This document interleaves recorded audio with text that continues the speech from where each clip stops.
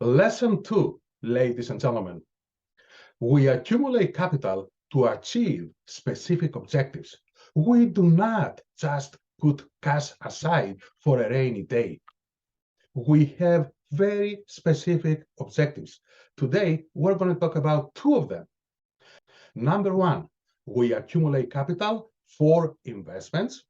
That is, we would like to put in the market an X amount of capital and receive from the market 2x, 3x, 5x, so that we can use that capital for other purposes. Number two, we accumulate capital so that at some point from our investments, we can start, we can acquire, we can purchase our own business. Because nobody and no tool, no investment is going to beat the rate of return of our own business, of a successful business. Let us do some scenario analysis, ladies and gentlemen, and let us go to scenario 1, in which we have $10,000 and we put it in the S&P 500 index in the market. Now, there are many financial institutions like Fidelity, Bank of America, etc., who offer financial products, financial portfolios that try to emulate the movement of the S&P 500. We have plenty of them. And the only research we need to do is to look at the historical performance of multiple such products from multiple corporations and see which one best emulates the performance of the S&P 500. This is it.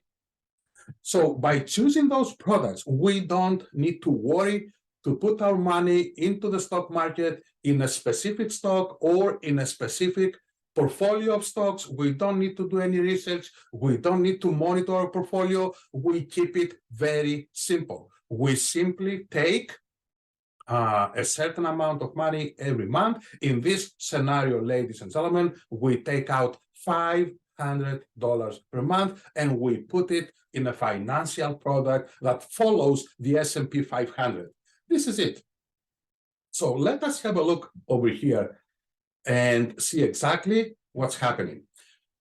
We start with an amount of $10,000. Our monthly cash outflow, our monthly investment is $500. The period invested is from 2012 to 2022. And now let us see its performance. At the end of the 10 years, we have $131,000, ladies and gentlemen. That is not a tremendous amount of money, but it is a considerable amount of money. That is, if we have a 20-year-old who saves $500 a month for 10 years, at the end of the 10 years, at 30 years old, they're going to have $100,000. Now, let me ask the question, how many of you work for 5 years, 10 years, 20 years, 30 years, 40 years? How many of us have $100,000 aside? Let us make that question to ourselves. Let's go to scenario 2. Let us, because I know what you're going to say. You're going to say, I don't have $10,000 to put down. Absolutely acceptable, absolutely okay. That's fine. That's why we do scenario management, to see what happens if we start with $0. Okay, so we're going to make that a 0. We're going to calculate again, and we see, ladies and gentlemen, that even with 0 starting capital, if we put $500 aside every month, at the end of the 10 years, we're going to have $100,000. Our own capital, it's going to be $60,000 down here, $60,000, and the rest, $40,000, they came from the market. But let us go ahead with this scenario and let us make that $500 $1,000. Okay, perfect. Now let us calculate.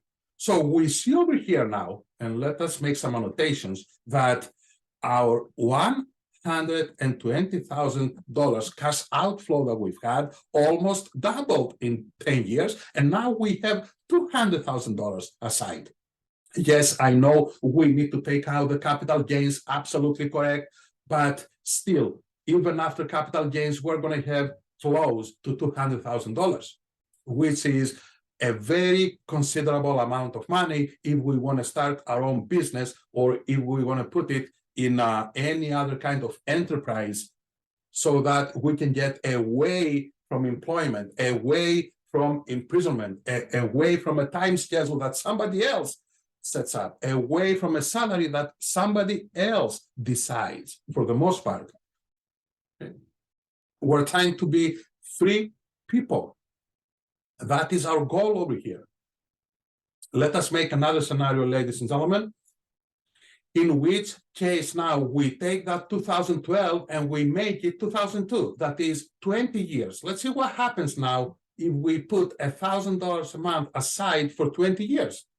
All of a sudden, we see that our capital accumulation is at $700,000, which is amazing. And the input that is our own, the money that we put out ourselves in the last 20 years was $240,000. We put that $240,000 on a monthly basis in the market, and the market now gave us back $700,000.